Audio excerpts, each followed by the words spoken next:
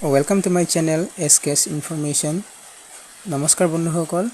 আজিৰ ভিডিঅ'ত মই আপোনালোকৰ বাবে লৈ আহিছো এটা জব নোটিফিকেশন অসম চৰকাৰৰ ফালৰ পৰা জব নোটিফিকেশন জাৰি কৰা হৈছে এডভাৰটাইজমেন্ট জাৰি কৰা হৈছে আপোনালোকৰ পৰা এপ্লিকেশন বিচৰা হৈছে হেয়া হৈছে কামৰূপ জুডিচিয়াৰী ফেমিলি কোডত গ্ৰেড 4 ৰ বাবে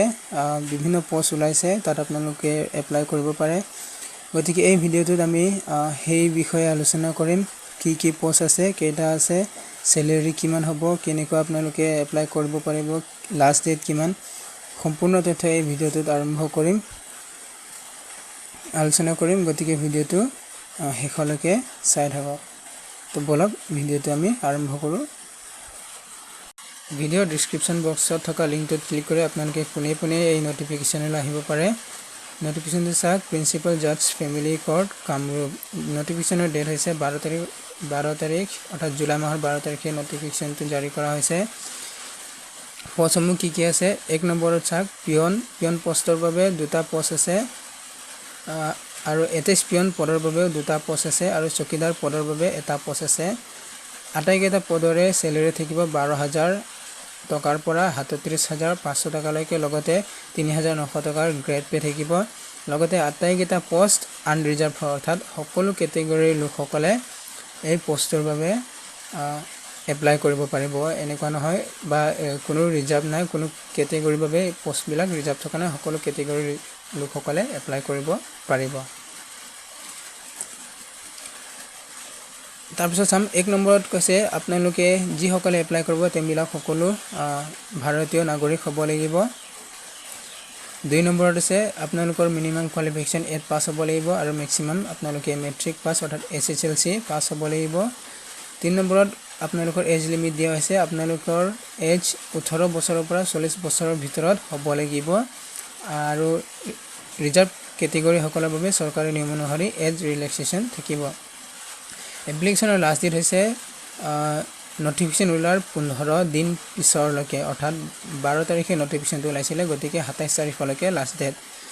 তাৰ পিছত আপোনালোকৰ এপ্লিকেশন সাবমিট হোৱাৰ পিছত আপোনালোকক ইন্টাৰভিউৰ বাবে মতা হ'ব ইন্টাৰভিউৰ বাবে আপোনালোকৰ ইয়াৰ অফিচিয়েল ৱেবছাইটত ইন্টাৰভিউৰ বাবে ইন্টাৰভিউ ডেট সমূহ দিয়া হ'ব আপোনালোকে তাত গৈ পেলাই ইন্টাৰভিউ ডেট সমূহ চাব পাৰে ইন্টাৰভিউ ডেট সমূহ আপলোড কৰাৰ পিছত আপোনালোকে হেই ইয়াৰ অফিচিয়েল ৱেবছাইটত গৈ পেলাই আপোনালোকে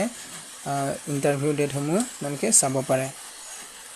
তাৰপিছত আপোনালোকে এপ্লাই কেনেকৈ কৰিব আপোনালোকে এপ্লাই কৰিবলৈ আপোনালোকে ষ্টেণ্ডাৰ্ড ফৰ্ম ল'ব লাগিব ষ্টেণ্ডাৰ্ড ফৰ্ম আপোনালোকে যিকোনো এটা কম্পিউটাৰ দোকানত পাই যাব বা আপোনালোকে মোৰ ভিডিও ডেসক্ৰিপশনত থকা লিংকটোত ক্লিক কৰি আপোনালোকে ষ্টেণ্ডাৰ্ড ফৰ্মখন ডাউনলোড কৰি ল'ব পাৰে ডাউনলোড কৰাৰ পিছত আপোনালোকে প্ৰিন্ট কৰি এয়া সম্পূৰ্ণ শুদ্ধ আৰু ভালকৈ